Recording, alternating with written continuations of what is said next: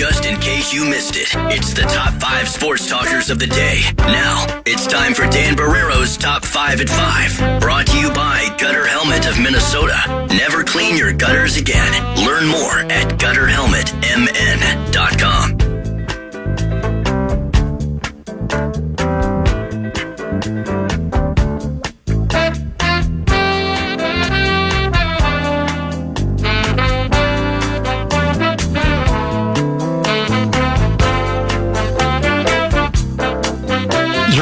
To find out how many people in the Twin Cities area has Googled Cato Institute in the last 15 minutes.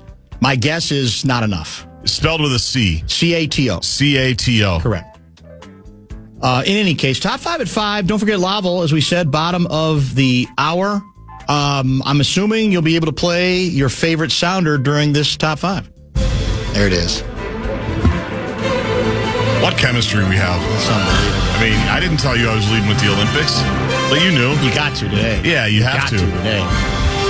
It's the abyss anyway, elsewhere. Yeah. Plus, there's no NHL, there's no NBA. It's a big story. There's a lot of stuff going on, including what was your favorite Quad God gold medal moment? Wow. I went back and looked at a bunch of tweets from like Christine Brennan, your friend, who's over there covering. Richard Deitch, athletic writers, covered a bunch of Olympics. We've had him on the show from time to time, kind of a sports media guy. Right. You know, giving the timestamp for Quad God, Ilya Malinin, he's going for gold at whatever time that was, 4:48 Eastern time, 3:38 Central. Make sure you're watching it. You were watching it. I was watching hockey. More on that later. Because it was seen as a fait accompli. It was seen as inevitable. It was seen as a coronation that the Quad God would win gold. But he didn't. Not only win gold, win like by lapping the field. Exactly right. Be dominant. Yes. He tried 2 quad axles. He's the Quad God after all. But pulled up short on both of them. Stumbled on other jumps. He finished the free skate with a score of 156.33, which was good for 8th place. So not only did he not win in dominant fashion, not only did he not just win, not only did he not find himself on the podium for gold, silver, or bronze, he took 8th. You asked me earlier who won the gold? Kazakhstan's Mikhail Shadorov took home the gold. Well, I'm glad you mentioned that. Kazakhstan, you're right. Because I had asked for you to find that. And a couple of our texters had obliged. Japan's won silver and bronze. Yuma Kageyama and Sato Shun took the silver and the bronze. So you watched it live. I have not seen him fall yet, but it was quite dramatic. And he fell a couple times, right? Yeah. And stumbled on a couple of more. It was just a bad performance. I have rarely heard Scott Hamilton more gobsmacked by a result. And he has, of course, participated in a bunch of Olympics, won gold in Olympics, and has commentated on figure skating for a long time. He was gobsmacked. He said he fully expected the Quad God not only to win, but to win by 30, maybe 35 points. And he was in position to do that after the short program. But it was a disaster. It sounds almost from start to finish. And he had won, what did I say? His last 14 competitions, he'd won them all. Which in figure skating, that's a long time, I think. That's pretty impressive. So, do you write it off too? Yeah, I mean, he's due. I mean, nobody thought he'd be due for that kind of lackluster performance. But the inexplicable happens in sports, even among dominant performers, individually and collectively. And that's kind of what we saw. And it was written all over his face throughout his routine, especially by the end of his routine. He actually was far more composed when he spoke to the NBC reporter than he had been towards the end of it. So it is clearly so far in these Winter Olympics easily the most shocking result, and it probably will stand up as that no matter what happens moving forward at the end of the Olympics as well. Elsewhere, on other ice, Team USA women's hockey team has advanced to the semifinals. They routed host nation Italy 6-0. I'm pretty sure shots on goal were in the 50s for the U.S. and 5 total shots for Italy. It was pretty one-sided. It was only 1-0 after one, and then USA. And then you said it got chippy, but you thought maybe we were overreacting to. I felt like we did a little bit. Yeah. Now again, it's the old deal of why even deign to be annoyed by anything the Italian team does. Right. In Exactly. Either, in men or women, right. quite frankly. Right. So the women win. The Save men, that. Yes. For a little bit later when you're playing you get into like a scuffle, Canada. who knows what's going to happen? Well, that's a good point. That's the other part. We didn't lose anybody, did we? No, Okay. but I'm going to tell you about a big injury in hockey in just a minute. Uh-oh. Team USA plays Denmark tomorrow on the men's side, their second game. Okay. But Canada played today. They routed Switzerland. It was either 5-1 or 6-1. Looks like it was 5-1. But Kevin Fiala got hurt. Kevin Fiala Really? For Canada. Here's Pierre LeBrun's tweet about it a half an hour ago. Taken out on a stretcher after a collision with Wilson. The whole Canadian bench came out to tap their stick as Fiala was taken out in a show of support. So a lot of people think he's probably going to miss quite a bit of time now, the Olympics, and then obviously when they come back. Yeah. So that's where with this, like, it's great you're playing, it's great you're there. That's always the danger and a concern. There's injuries just playing hockey in general. You don't need to do anything dumb and get into fights, scraps. No offense to Italy, but you don't need to do it against Italy. No, that's 100% true. Who did I hear talking about the fact? Oh, I think it may have been Gorg saying that if you fight in the Olympics, you're out. But I need that drill. I need to drill down on that a little bit more. All right. Is it literally fisticuffs of any sort for like 2 seconds? Is it? I've always found it rather telling, though, right? That it seems as if there's very little fighting in the Olympics. Huh. I wonder why. Interesting. Well, the penalty is great enough, apparently, that, not that we could ever consider doing something like that in the NHL, because the NHL is different. It's coded differently. There's no way that we could possibly do that. But it always does fascinate me that we never seem to have violence of that sort in Olympic hockey. So we talked about the quad god earlier. How about the point god? Calling it quits. You know who the point god is. Yes, I do. Your guy. Chris Paul on Insta, 40 years old. Earlier today, our Enough Said crew basically wanted to turn the whole show over to it. Poor Andrew and Natalie and Ryan Rablin and Seth Kaplan. They were all like, do we need to put Chris Paul in the lightning round? No, we don't. But it's worth mentioning here in the top 5 at 5. Yeah. 12-time All-Star, 11-time All-NBA, 9-time All-Defensive Team member, 2006 Rookie of the Year, 21 years in the league. He was waived by the Raptors on Friday after the Clippers got rid of him on February 4th. Raptors didn't require him to report to the team and had looked to move him. Apparently nobody really wanted him. And so there you go, well, Chris Paul. This is going to sound maybe a little bit harsh, but my guess is there are a minimum of 20 teams, maybe more, that are breathing a sigh of relief that he has decided to retire, because he's a great point guard. There's not any question about how distinguished his career was, but at this point, it's the classic case of how much nonsense or, locker room lawyering are we willing to put up with? And the answer is Chris Paul in his prime, a lot, because he was considered that good, that consequential. But when you reach a point where you're not that good anymore, people go, I don't need that. No. That's basically what the Clippers did. They said, we're done with this. So I think the time had more than come. That's not the same thing as saying he didn't have value, because he could help a team. He did know how to run an offense, all of those sorts of things.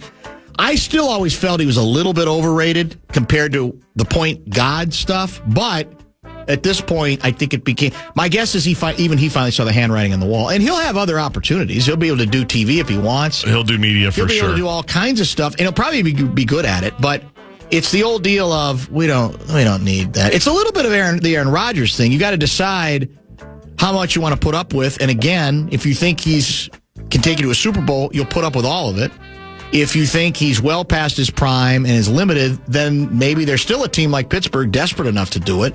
But other teams clearly were not that interested. I'd have taken a shot at him, but it is easier to understand teams saying no when great, quirky players go towards the end and don't have the ability to sort of self-regulate or to look in the mirror and go, I can't be the disruptive guy that I used to be because I'm not good enough for people to accept that.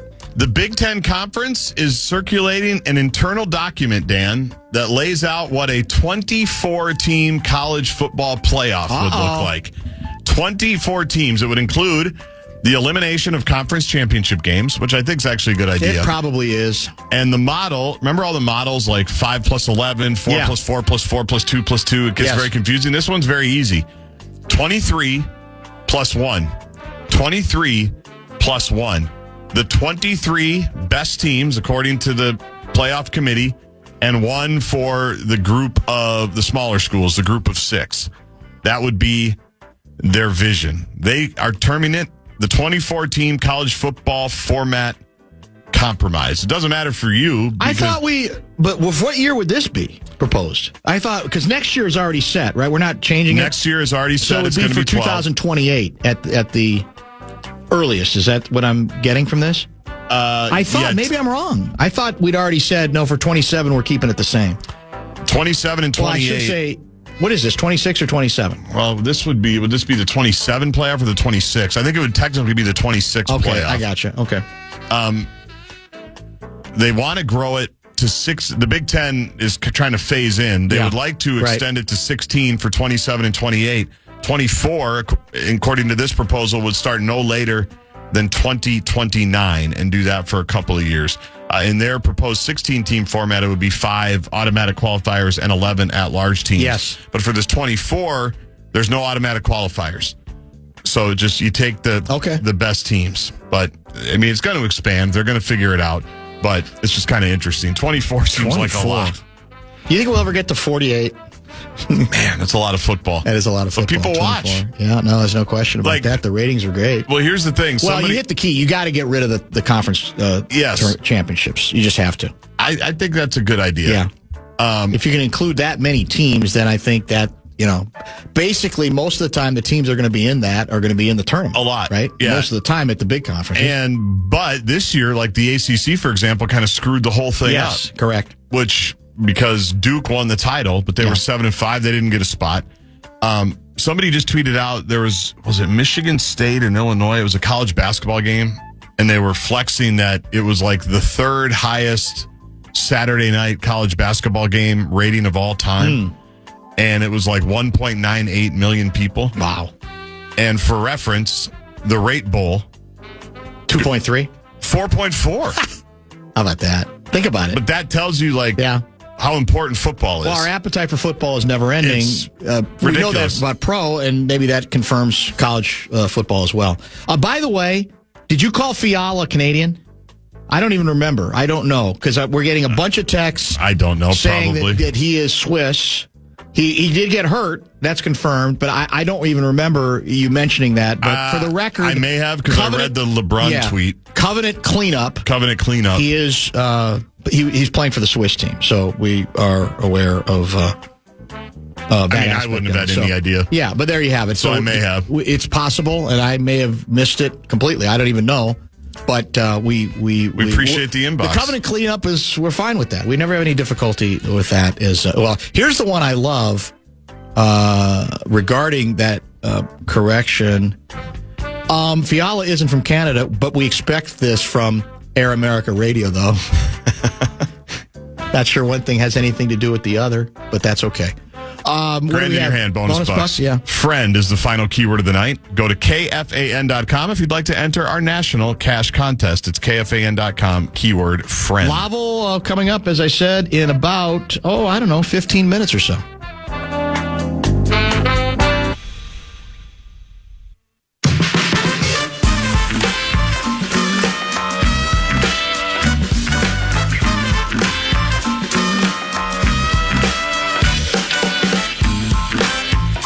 It's a big game when it's Wild Hockey. You can feel the intensity and excitement at Grand Casino Arena this season. Get your tickets today at wild.com/tickets. The Jackals, the media Jackals, are at war amongst themselves right now, locally, and it's interesting.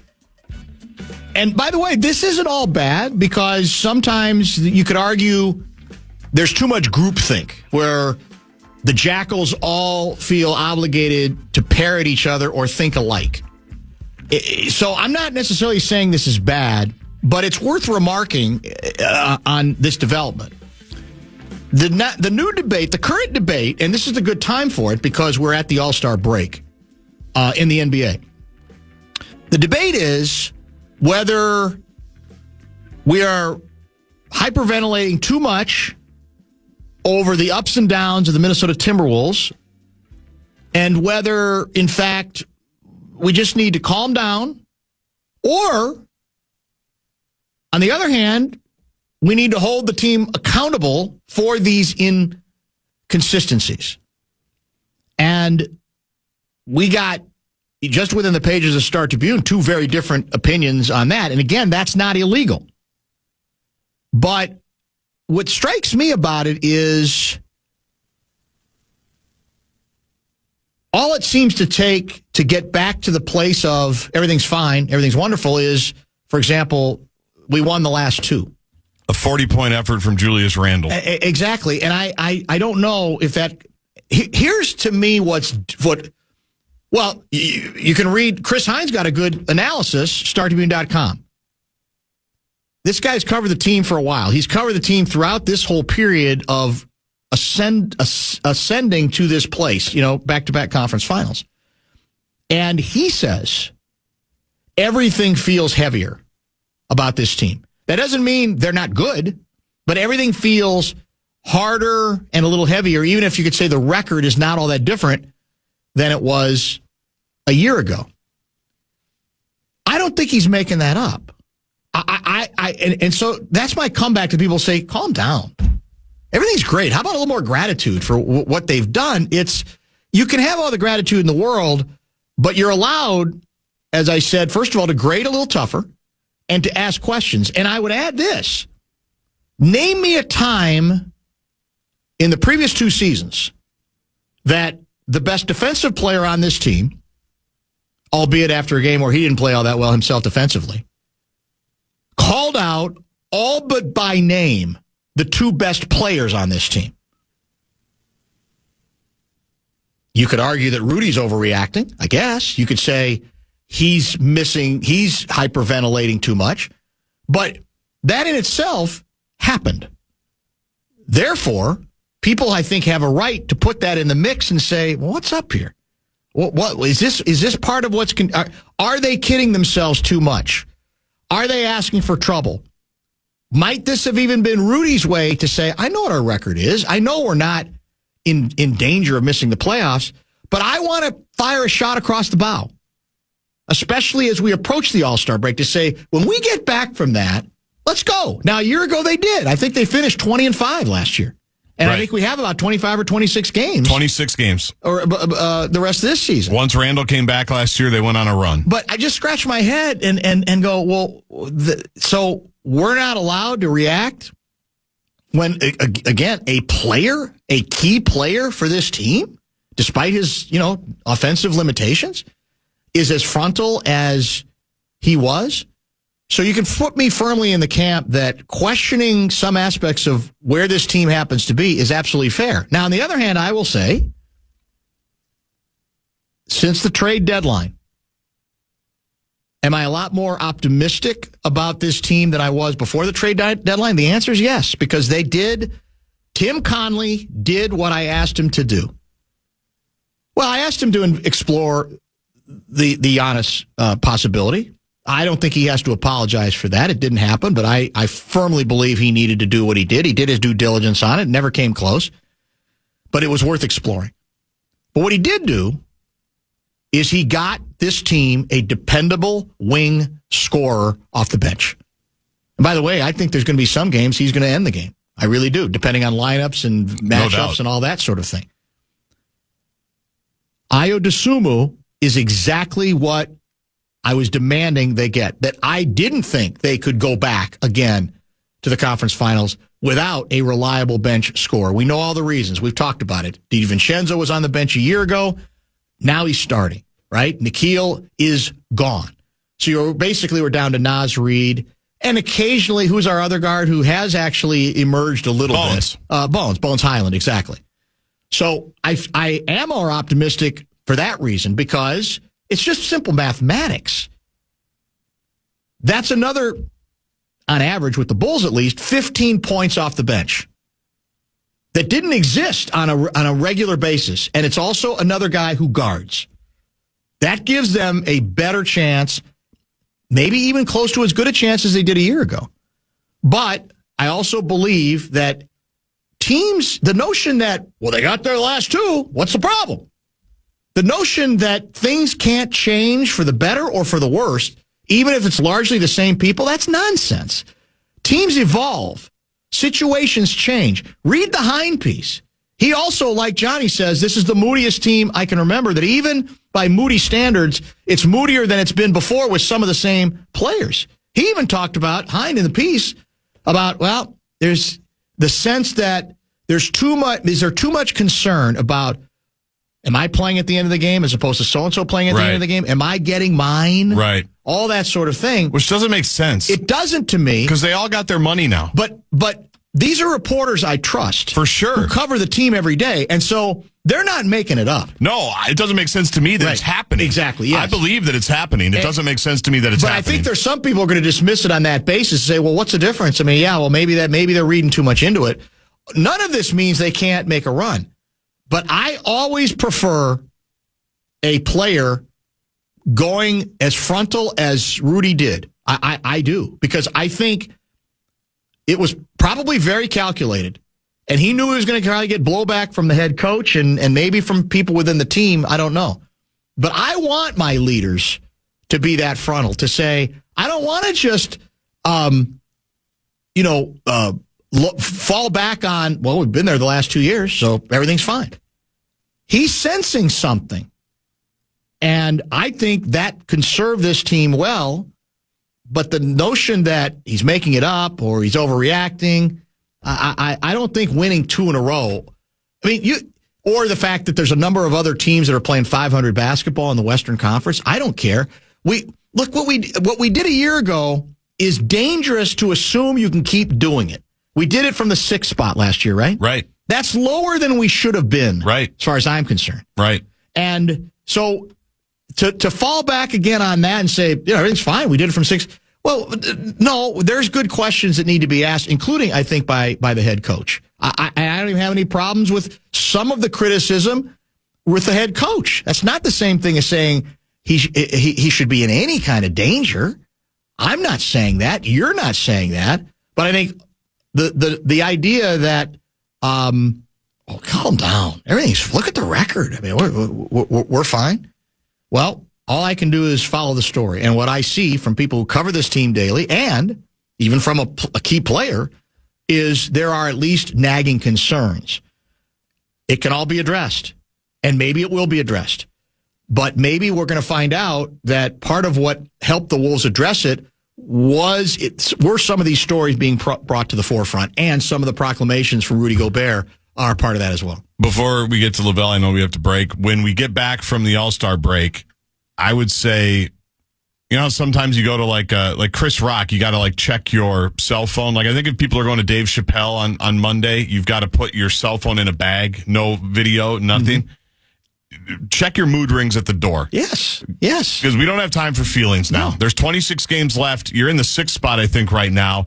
You're I still don't understand why any of that, this whole mood thing is still. I know. It's just, it's bizarre to me that again, it's people are too philosophical about it. Well, personalities or something. What are we doing here? Right. Stop feeling sorry for yourself.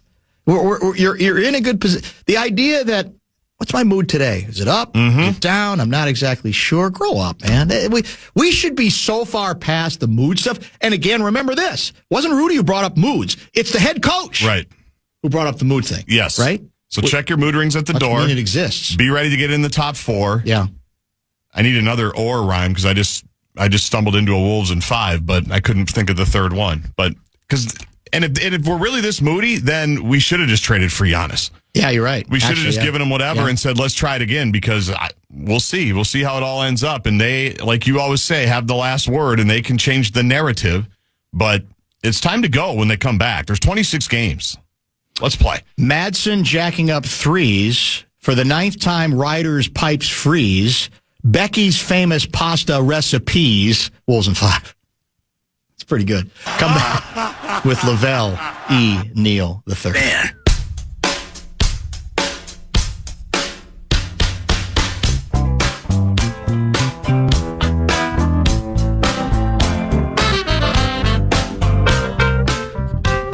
Questions or observations for Lavelle Neal III, the Underwear King? Bradshaw and Brian KFAN text line at 64686. Lavelle, I need to start this segment with an uncomfortable question unrelated to your underwear.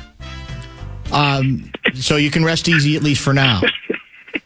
Didn't you say that if the quad god tanked his long program in the 2026 Winter Olympics in Italy that you'd leave town? Was this question meant for me or someone else? No, it's meant for you. I thought you wrote that. I have not mentioned anything about the quad god yet during this Olympics. I thought you said that. I know he failed the medal today, right? I think I know that much.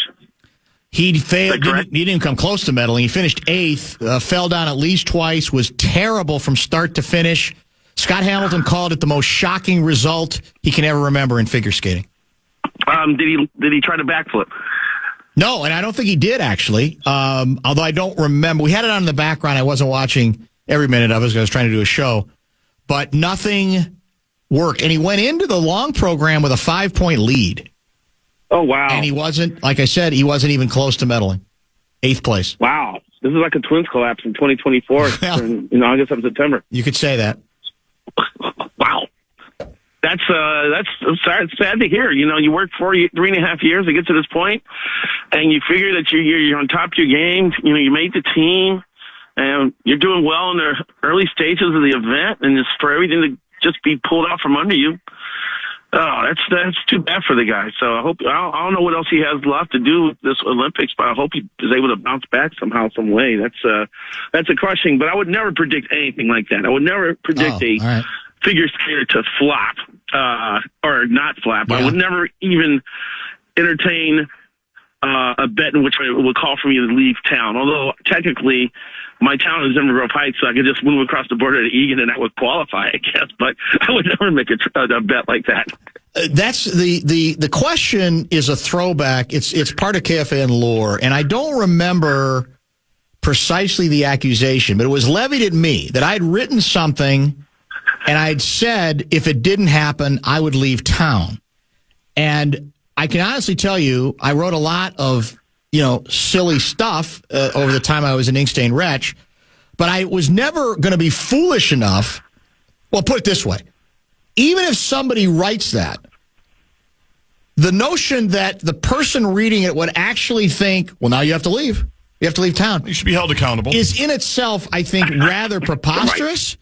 But that's where that whole thing began, leaving town thing. That was when it started. So I wanted to see if I could box you up in that. I didn't think you'd actually written about him. Speaking of preposterousness, did you make the tournament field this year? I don't think I've made it the last 3 years. I don't think I've made. I don't even know when the last time is that I've made it. Did you make it? I'm guessing I have. Predicted that the Twins aren't going to make any trades before the deadline. Should be a Final Four caliber failed prognostication. But I haven't heard. I haven't checked the website. That one did not make it, Lavelle. I know for a fact you did make it for your statement that it's hard to practice baseball. Was a statement that you made apparently at some point. Well, was that out of context or in context? Well, it was based on the discussion I had with Derek Falvey. He's trying to explain it's hard to practice baseball. And the only way you can kind of learn is playing baseball at full speed, and it's hard to do that when you're playing like spring training games. When you're maybe getting 1 or 2 at bats or pitching, 2 or 3 innings. That's where it came from. Sounds thin. But if that's the one he picked after all the other crazy stuff I've said over the past year. There may have been a couple more entries. I'll pull it up and just make sure. But I do remember that one specifically. Yeah, well, there you have it. There it is. And then last year I made it was just bad math on my part talking about Cowboys travel 100,000 miles a year to go to rodeo events, which is a little bit off. That's a little high? Is that a little high? Yeah, it was a little. It was a little high. It was a little high. So I did make the finals. One year I lost to Marnie in the finals. I can't remember what I said that year. Hyperbole should always be part of a columnist's approach. You got to have a little bit of that. You got to have a little fun because you don't always mean it literally. You might just mean it figuratively as well. But people do tend to lose their minds. That's for sure. It's one thing to be provocative, it's another to be preposterous. And I think, that's true. Common jumps at anything that hints of preposterousness. Yeah, and context gets lost in the whole equation. I still remember the year in which Paul Allen was the one entire bracket. Yeah. Well, we could do that every year. Yeah, that's true. And actually, Nordo's making a run. As a bracket? He's got about 7 statements. Seriously? Nordo. Yeah, I think PA's rubbed off on him a little bit. Yeah, Only one entry for you, Lavelle. So up your game. One. Did you have any, Gaardsy? Wow. I don't think I had any, but as I said to Corey in comment, because I was on the selection show. Yeah. I feel like there were a number of statements that I didn't say, but I agreed with. So am I getting more preposterous as I get older? Yeah. Where it didn't make they didn't rattle me. I said, well, what's so preposterous about that? I kind of feel like they have a good point. So I feel like I could have had a couple. Well, the committee isn't working hard at this because, they're cherry picking off of like national television shows now and what people say on the radio. And, if they go back and listen back to like your Gopher women's basketball calls, I'm sure they could find a couple statements that could get thrown in there. Yeah, most of the things I agreed with were Gopher sports related. They were, it wasn't the general populace. They didn't agree with it. One theme though, and you'll appreciate this, Dan, that I took from the PST field this year, there are too many podcasts.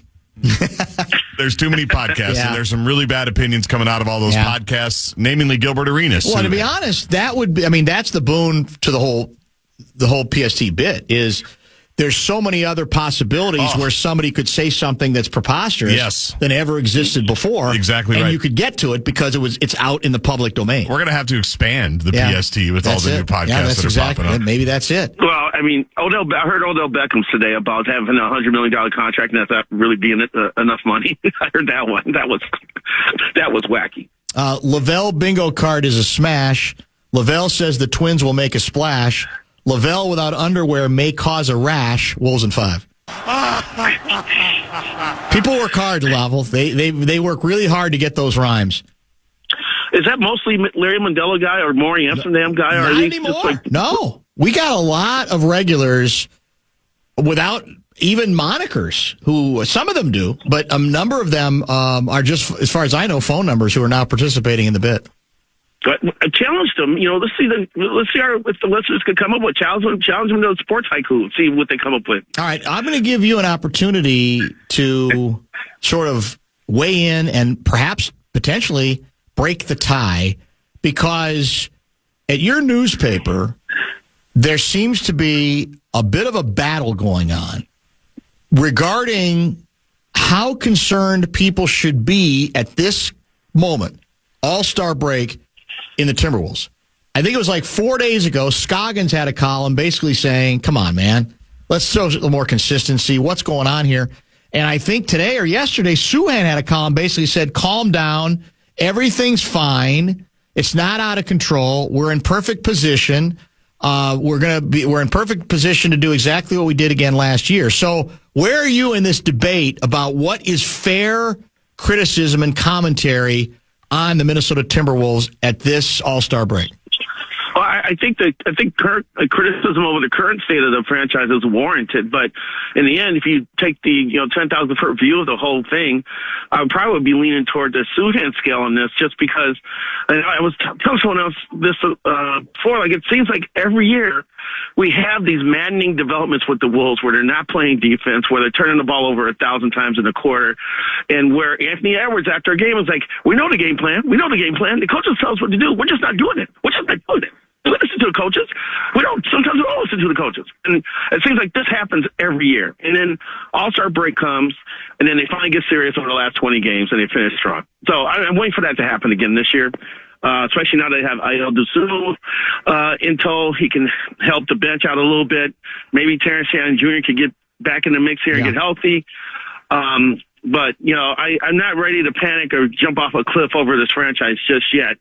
Just because it seems like there's a pattern that's kind of developed with the squad. When they go through these lulls and these stretches of maddening play and bad decision making and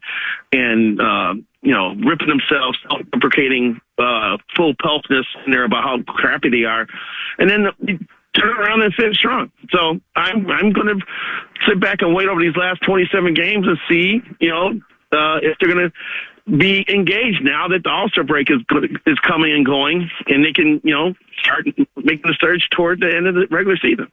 By the way, I'm just watching, this was, I think, on tape, the men's 10-kilometer sprint. I think this looks like biathlon material.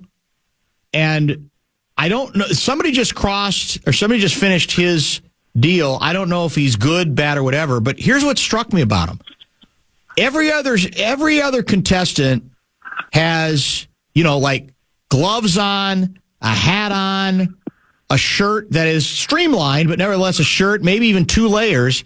This guy had a short sleeve shirt and looked like shorts on, for God's sake. Do we know who he is and what that's about? How unusual is that? That does sound unusual. I having covered downhill skiing at the Olympics, I am kind of amazed at how a lot of the skiers are not wearing a lot of stuff over their heads while they're doing this. Yeah. And just goggles sometimes. Meanwhile, I've got my parka, I got on long underwear, I got on my mask and all my stuff here, trying to stay warm. But you know what? Maybe that's what gets them going. And they do expand heat too. And sometimes they need to go that route. I mean, I was watching some speed skating earlier in the Olympics, and it's cold on those tracks, and he's racing around the track. And then the first thing they do after they cross the finish line is unzip their top, and they're bare chested because they're heated up, So maybe that's something to it, to each their own. No. By the way, a couple people have asked me to ask you about the current, I guess you could say, climate regarding a new Bears stadium. I'll ask the question this way. Is it more likely the Bears end up in Iowa or Indiana? I still think at the end of the day they're going to end up with the Arlington Heights project. But there are some rumblings that the Hallis family is not happy with Kevin Warren and how he's steered through this. They wanted shovels in the dirt by the end of 2025, and that did not happen.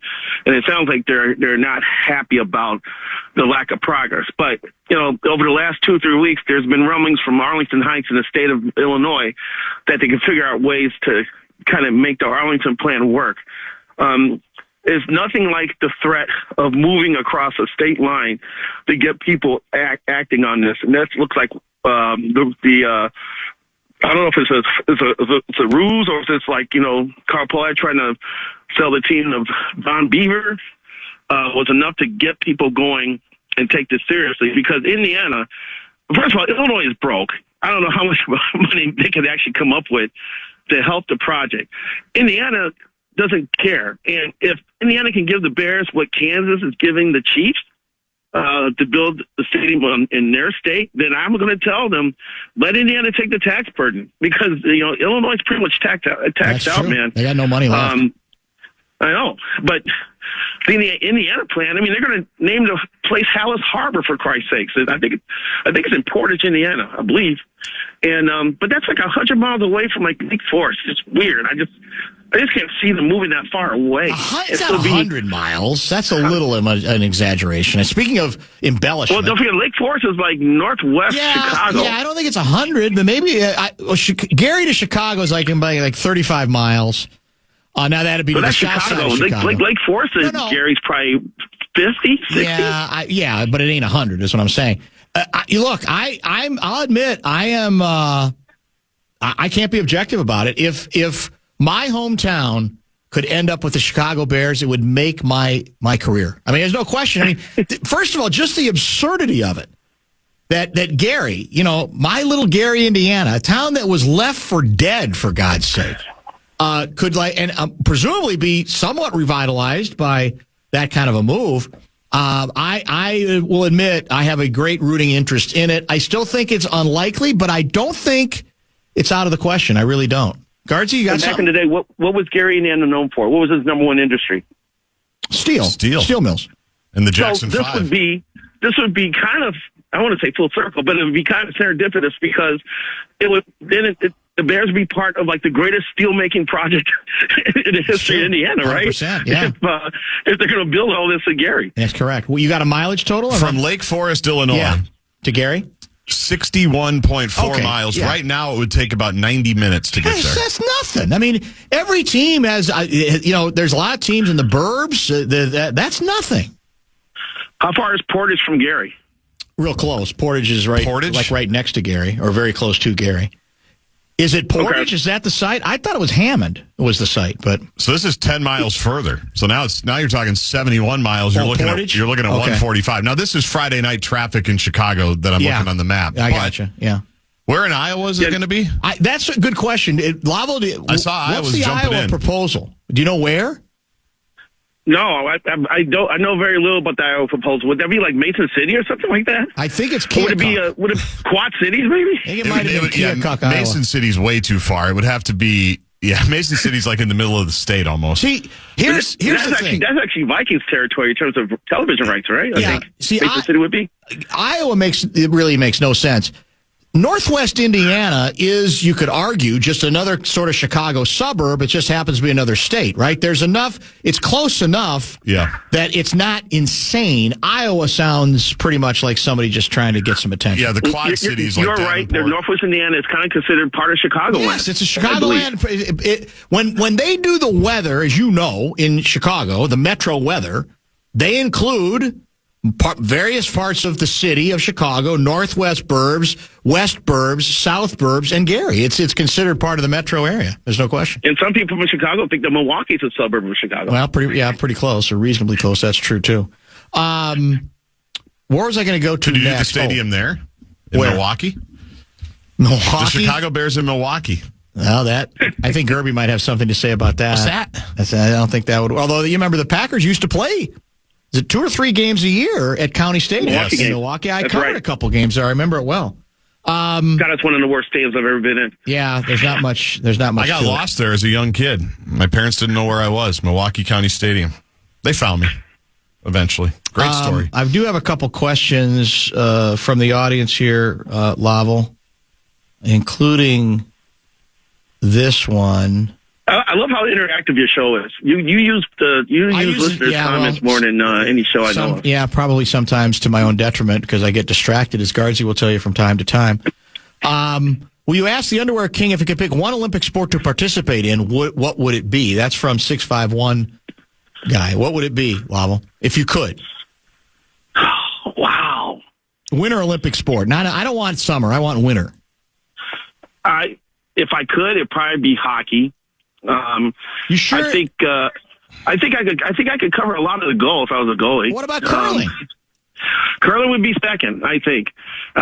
Lord knows I've written enough about curling, and I know all the curlers. I know all the curlers of note in the state. Including John Schuster and Tyler George and Chris Plies and all those guys, and plus the current Team Casper, Team Peterson, Corey Dropkin, Corey TC, and the mixed doubles team, and all those people got like numbers and emails, addresses, and communicating with them. And it's a fascinating sport just because of the camaraderie that takes place in the middle of these matches. Like the United States men were getting their ass kicked by Switzerland yesterday, and they decided to bring the alternate in, 54-year-old Rich Ruonen. I was going to ask you about him next. We talked about him early. Made history. Yeah, and during the moment, your Swiss team and the U.S. team were like joking and laughing with each other. And I was like, Danny Katz was pretty mad about how this match is going, but this still comes out. When I've watched in Beijing when Sweden was playing the United States, it was a rematch of the gold medal match from the previous 4 years. They're laughing and talking in between shots and stuff you don't see on camera all the time. So it's just a rather unique sport from the sporting aspect and the camaraderie aspect of the sport. And it seems like it would be something cool to be part of. Now, can I get down in the lunge right now and throw a rock and get up? I'm not sure right now in my physical condition. By the way, you mentioned the Rich Arunan you mentioned made history. He became the oldest U.S. Competitor in any Winter Olympics at the age of 54 years old. Did you ever talk to him? Because it sounds like, reading stuff before the Olympics began, he apparently is a big-time cook. He cooks the players' omelets, handles grocery shopping. He chauffeurs them in a rental minivan, and of course, he's a personal injury attorney as well. I believe he's TSR injury guy. Yeah, I think that's right. I think he's one of those guys. I think that's right. Exactly. I've talked to him briefly once, not at length, but I have met him before.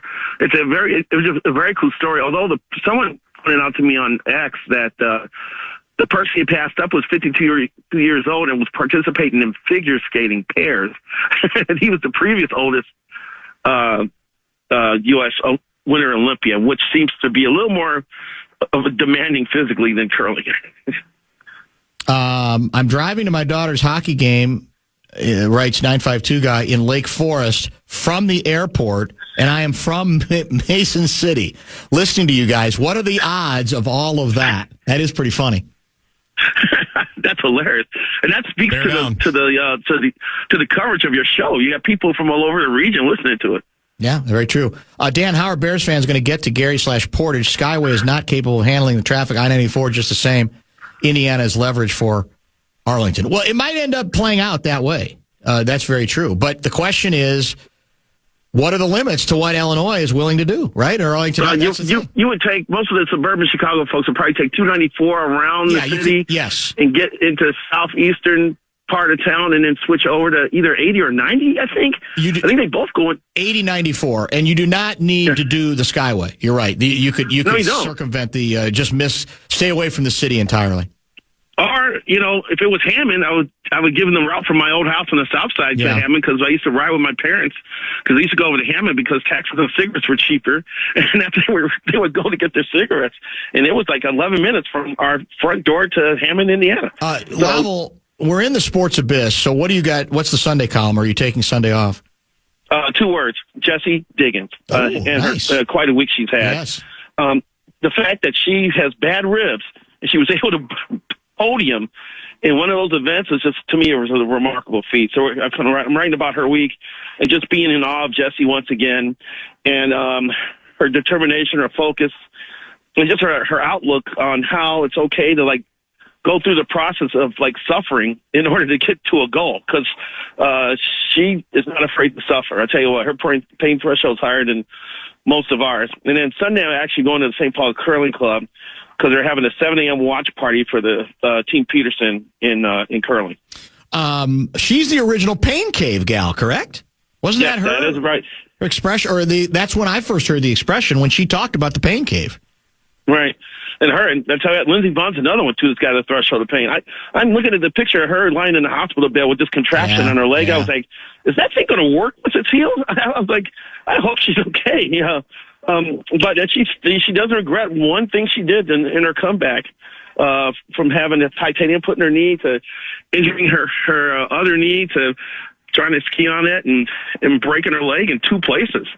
So just remarkable stuff, man, and it just speaks to the human condition and what links people's determination can be in order to, fulfill their dreams. The Diggins story is illustrative of, as much as we put the emphasis on gold, understandably, depending on the competitor, that there is great achievement and great stories being told, as you, I'm sure, will on Sunday, in getting less than that and still accomplishing something, especially considering, like you say, background and situation, still accomplishing something very significant at the Olympics.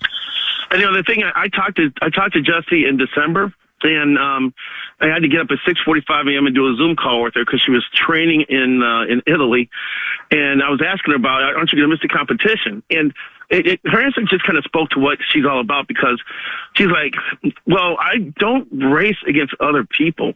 She says, I race to beat the course. And so if I get bored, I can just get on my skis and go cross-country skiing somewhere and get after the course. So I thought that was a rather unique way to looking at how she approaches her sport. Enjoy the warm weather and have a wonderful weekend. We'll talk next week. I'm standing on the patio smoking a cigar as we speak. As soon as it got to 50 degrees today, I said, I'm going outdoors. Tell me your shirt is off, too. No, I'm layered. Oh, okay. I just want to be sure. I just want to be... And I'm wearing underwear. That's also, for the record, I think, very good to clarify. Thank you. Yes. Okay, take care. Lavelle E. Neal III. We call him the underwear king these days. The underwear king. Text from Eric in Circle Pine. Sports Abyss? We got nonstop Olympics 24/7. It's the greatest ever. I don't disagree with that, and that's part of the reason we've spent so much time yet again today on the Winter Olympiad.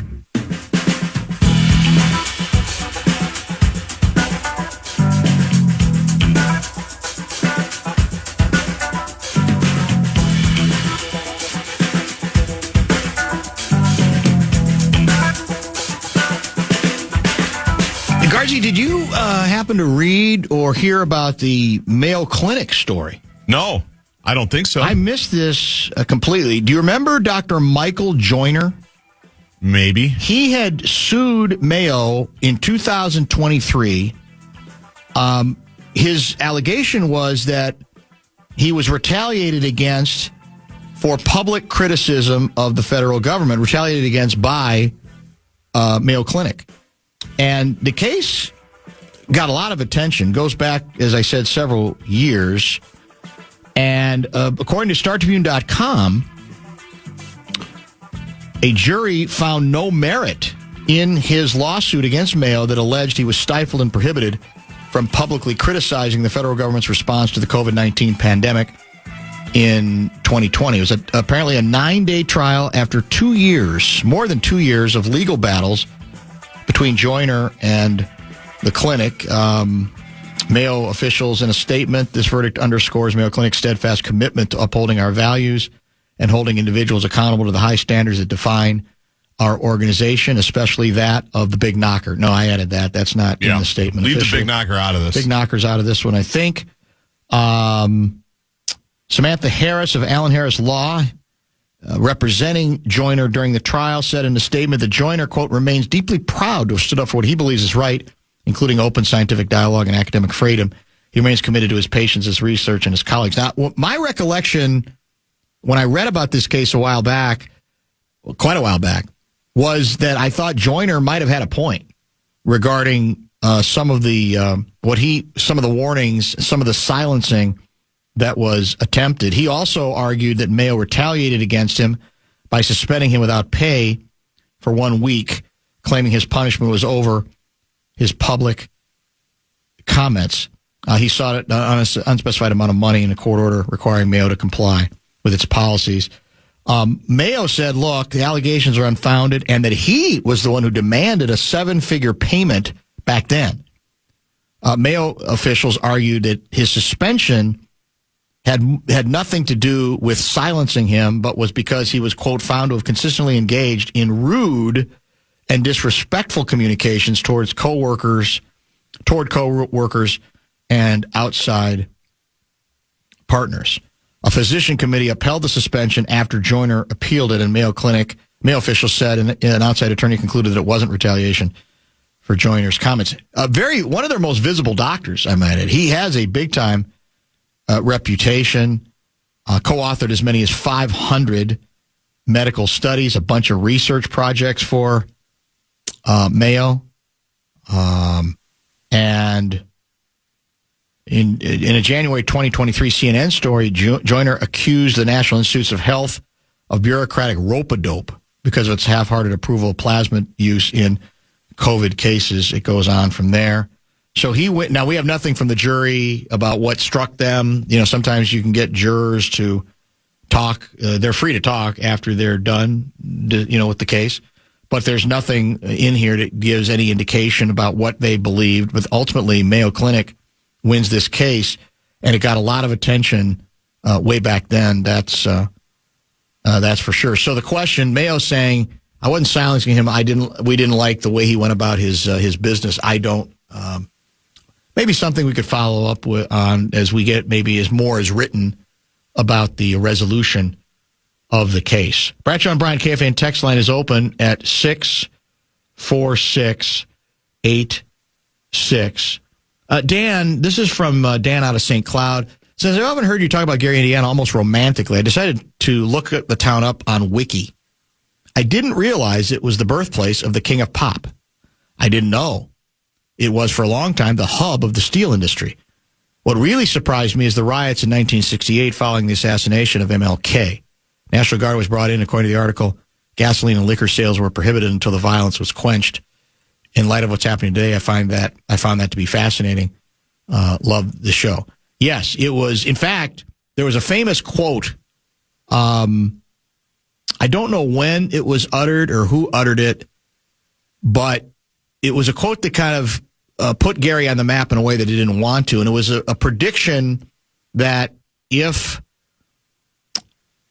we've seen some significant rioting, this was during the civil rights era in other cities that, including Watts, California, where there was some very, very, very devastating rioting, that Gary was going to be the next Watts.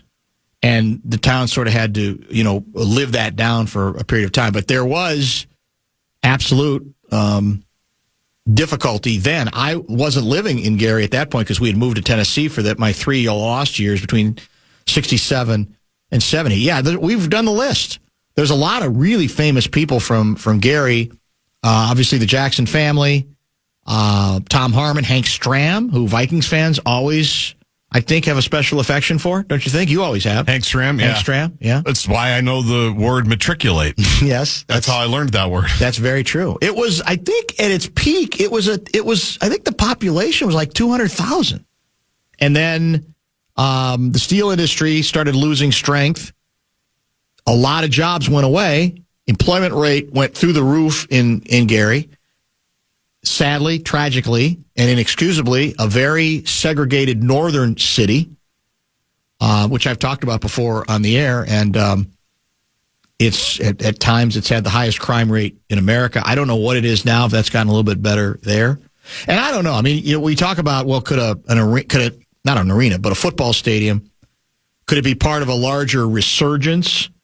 I would root for it because I have very strong emotional ties to that very blue collar town, but I don't know. I mean, it's hard to say. Is it too far gone at this point? I still don't think it's a particularly safe city. I don't think it's statistically as bad as it once was. But it's it's had a number of very distinguished folks were born in the area or spent time there as well. The Karras Alex Karras, the famous football player, is from there. You've kind of you've actually gone through the list. Yeah, we did once. And it was, I'm leaving a lot of people out. It was a very impressive list of individuals. Who's the actor who played, it'll come to me in a minute. Several actors are from Gary. Football player by the name of Fred the Hammer Williamson. It was a very vibrant town. I told you, 8 high schools at one point. And they all played at the Memorial Auditorium, right? Yeah, that's exactly right. They all played basketball there. That's what I always Lyman liked. Bostock, former Twin, who was murdered when he was back visiting. At this point, I think he was playing for the Angels, wasn't he? And I think they were playing at Comiskey, and he went back to Gary to visit family or whatever, and he was murdered while he was there. Lyman Bostock, among others as well. LaTroy Hawkins is from Gary. Yep. That's also true, which we've talked about, LaTroy and I, from time to time. You're on the list now. Well, yeah, I was on the list You before. were on the list before? Yeah. And you were bitter because you thought I was too high, because I think I was relatively high just because it's alphabetical. So having a B name actually helped me in that regard. But yeah, I remember being on the list. Yeah, Somebody that's put me right. on the list. But I don't think I have to worry about ever making the Gary, Indiana Hall of Fame. That would be my dream, but I don't think it's likely. I think I'm too far gone. Inkstained Wretch, come on. A lot Radio of pro guy. athletes. Yeah, a bunch, lot right? of pro athletes, yeah. That's exactly it. All right, let's do this. Let us get one more break in. We'll come back and give you some highlights and lowlights of today's edition of the Afternoon Aardvark and remind you of what we have coming up. Show wrap presented by American Pressure, commercial grade pressure washer since 1975. It's the Bumper to Bumper Show Wrap.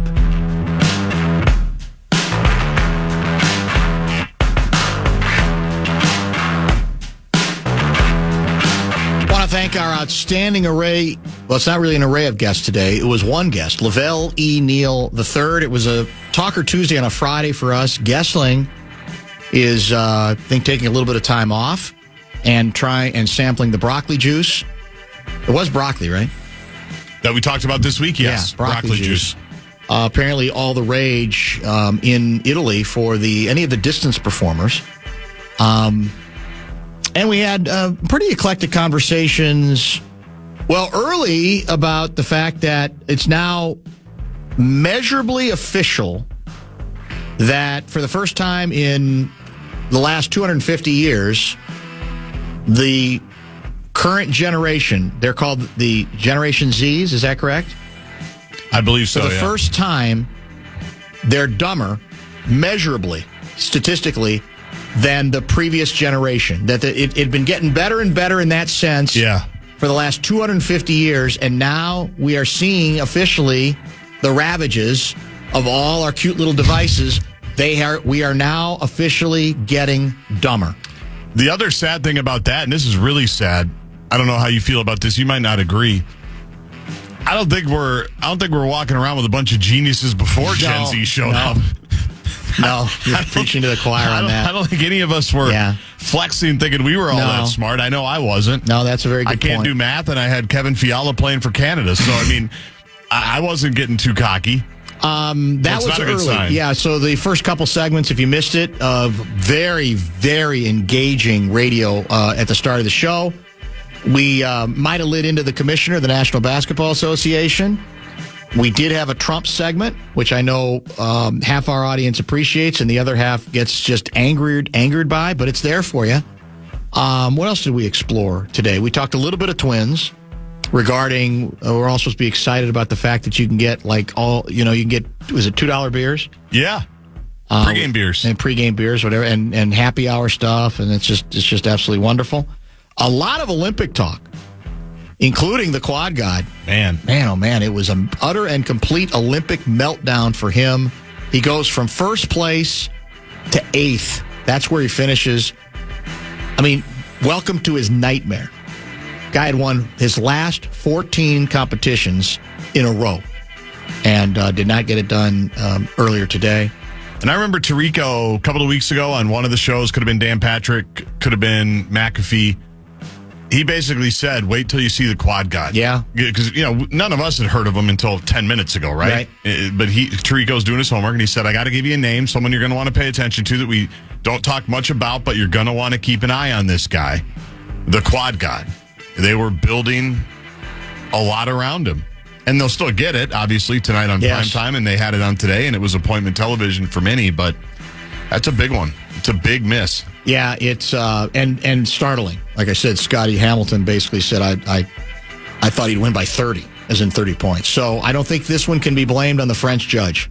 I don't think anybody was saying it had anything to do with the judging. It had to do with performance. Execution. I'm out for this for Sunday sermons. I don't know who's in. It may be Cindy. I'm not exactly sure.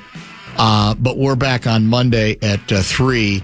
I do want to remind you that tonight you got Fan on Demand, and then, because it is the Abyss, it's the Dan Patrick Show. Enough said. I don't even remember our times. Did we establish our times tonight, I think Fox they're 9? the regular times, but I don't remember. Check your local listings or just DVR it, if that works better for you. Gaardsy and me, with Natalie Briniger filling in capably for Lori Fisher. So enough said tonight. Fox local app, it's always there as well. It's always there too, yeah. And it's there's some like a lot of Olympic stuff. There's some toy department stuff, and then there's some leftover ice stuff as well. So consume it as you will, as is most convenient to you. There's a number of ways to do it. I think I begged my way onto All Day next week. I don't know that there's any choice now because I just made such a fool of myself. You did make a big scene about it. That I had never been on that on Amy Hocker's show. Amy Hockert show, exactly right. via Fox Local as well, correct? Or all day, I guess what you want to call it. And then it's also on television later. That's true. Or not too. later. It's on television as well. Starting at noon. Yes. I think, for several hours. So that may be part of my my week next week. And I'm hoping, like I said, we got to get Russo at some point. We got to get Billy Guerin at some point from Italy as well.